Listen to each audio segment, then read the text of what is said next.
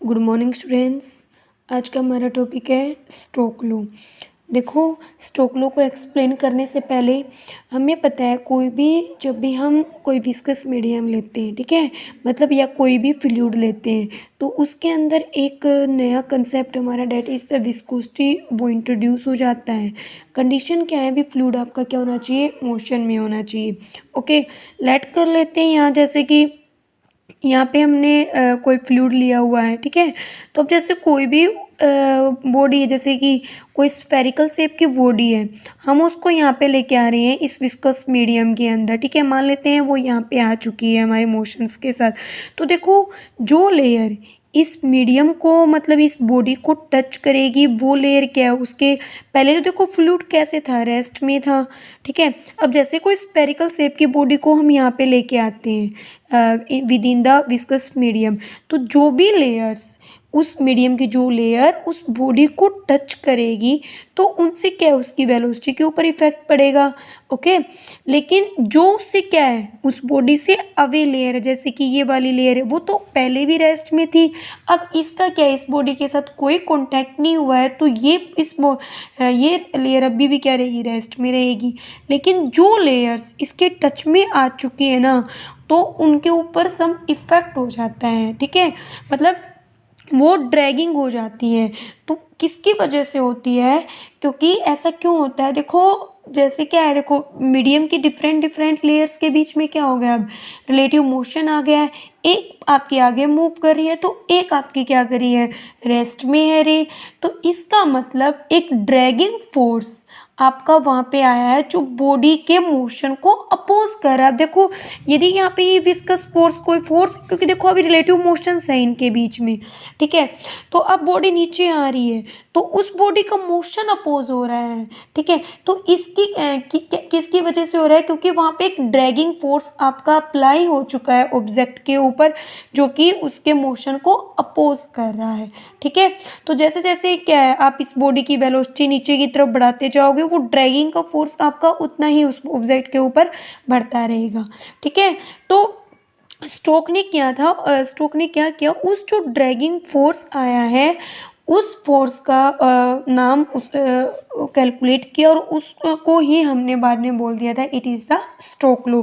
तो according to the stock law, तो Stokes ने क्या एक्सप्लेन किया, जब भी कोई स्पेरिकल शेप की बॉडी को हम किसी भी विस्कस मीडियम के अंदर मूव करवाते हैं तो उसके ऊपर एक ड्रैगिंग फोर्स एक्सर्ट हो जाता है, जो कि ड्रैगिंग फोर्स है वो डायरेक्टली प्रोपोर्शनल होगा वेलोसिटी ऑफ द ऑब्जेक्ट, मतलब आपकी ऑब्जेक्ट की वेलोसिटी कितनी है, and is also directly proportional to the R, where R is the radius of object. अब आपका देखो वो फोर्स है जो वो मीडियम के ऊपर भी डिपेंड करेगा, मतलब किसके ऊपर डिपेंड करेगा, वो विस्कोसिटी के ऊपर, ठीक है। तो कंबाइंड फॉर्म में जब हमने इसको लिखा तो force is directly proportional to the R into velocity and also फिर डायरेक्टली प्रोपोर्शनल को हटा के हमने सम कांस्टेंट यूज़ कर लिया था, ठीक है। तो it is known as the stock law, ठीक है। तो जितना देखो यहाँ से हमें पता चल रहा है, जितनी उस ऑब्जेक्ट की वेलोसिटी होगी उतना ही ज़्यादा उसके ऊपर ड्रैगिंग फोर्स होगा, जितनी उस जो आपकी ऑब्जेक्ट है रेडियस होगी उतना ही उसके ऊपर, मतलब उतना ही ज़्यादा उसके ऊपर क्या हो जाएगा, फोर्स ज़्यादा होगा। कई बार इसको हम विस्कोसिटी लॉ भी बोल देते हैं स्टोक का। ओके, अब यहाँ देखो हमें इसको प्रूफ करना, हम कैसे प्रूफ करेंगे, इसके प्रूफ करने के लिए हम यूज़ करेंगे डायमेंशन एनालिसिस। डायमेंशन एनालिसिस का यूज़ करके हम इस फोर्स फॉर्मूले को प्रूफ करेंगे। तो लेट कर लेते हैं, फोर्स इज इक्वल टू, देखो 6 पॉइंट क्या कांस्टेंट है, इसका तो हमें कोई वो ही नहीं है तो इसको हम कांस्टेंट के नाम दे देते हैं। नीटा का नीटा क्या होता है, coefficient of viscosity, R radius B and velocity को बी ले लो और रेडियस को आप ले लो सी। बस वही डायमेंशन क्या करने हैं, दोनों तरफ हम डायमेंशन सेम कर लेंगे। तो यहाँ पे आप देखोगे फोर्स का डायमेंशन क्या होता है, फोर्स क्या होता है, मास इंटू में एक्सेलरेशन, मास इंटू में एक्सेलरेशन होता है वेलोसिटी बाई में टाइम, dv बाई dt, या फिर इसको हम बोल सकते हैं, तो इसको हम कैसे निकालेंगे डायमेंशन m वेलोसिटी का क्या होता है, एल टी माइनस के 2 हो जाएगा हमारा डायमेंशन ऑफ द फोर्स। तो ये वैल्यू एज इट इज़ करेंगे, dimension of force M L T minus के 2 is equal to K constant, नीटा क्या थी आपकी, विस्कोसिटी थी। कॉन्स्टेंट का तो वैसे डायमेंशन निकालते में कोई फ़ायदा ही नहीं है। अब विस्कोसिटी हमने क्या किया था, देखो प्रीवियस लेक्चर के अंदर हमने विस्कोसिटी पढ़ा था, देखो प्रीवियस लेक्चर के अंदर हमने पढ़ा था विस्कोसिटी हमारा होता है force length divide by velocity into area. Force का डायमेंशन लिखो, लेंथ वेलोसिटी एरिया। अब यहाँ देखो इसका सोल्व करेंगे डायमेंशन, तो इसका डायमेंशन हो जाएगा हमारा M L minus 1 T minus के 1, ठीक है। इसकी क्या है ये ए, वेलोसिटी का दोबारा फिर वही एल टी माइनस के 1, distance by time B, radius का कितना हो जाएगा एल की सी। तो यहाँ पे आप करेंगे एम ए एल माइनस का ए टी माइनस का A L B T minus के बी एल सी, यहाँ पे वही same M L T minus के 2, क्योंकि दो फॉर्मूला तभी इक्वल होता है जब उनके डायमेंशन सेम हो। तो अब हम यहाँ पे देखेंगे, ठीक है।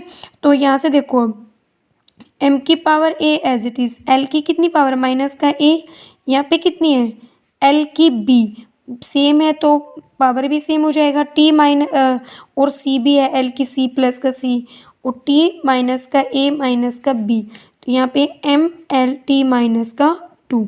अब यहाँ पे हम क्या कर लेंगे, इक्वेट कर लेंगे, मास को मास से इक्वेट कर लेंगे, लेंथ को लेंथ से इक्वेट कर लेंगे, टाइम को टाइम से कर लेंगे हम। तो यहाँ से देखो ए यहाँ पे डायमेंशन मास का कितना है 1 इज इक्वल टू मास का यहाँ पे कितना है ए, ठीक है। एल का कितना है 1, एल का यहाँ पे कितना माइनस का ए प्लस बी प्लस सी, तो 1 ए का कितना है माइनस के 1 प्लस का बी प्लस का सी। उसके बाद देखो टी की वैल्यू, टी के डायमेंशन यहाँ पे कितना माइनस के 2 है, और यहाँ पे कितना है माइनस का ए माइनस का बी, तो माइनस के 2, माइनस के ए की वैल्यू कितनी माइनस का 1 माइनस का बी, तो यहाँ पे माइनस का 1 माइनस बी, तो बी की वैल्यू भी आपकी कितनी होगी है 1। अब यहाँ पे 1 माइनस के 1, बी की वैल्यू 1 प्लस 1, तो सी की वैल्यू भी क्या होगी 1। तो फोर्स इज इक्वल टू के नीटा वी आर, और ये आपका क्या प्रूव कर दिया हमने, स्टोक लॉ।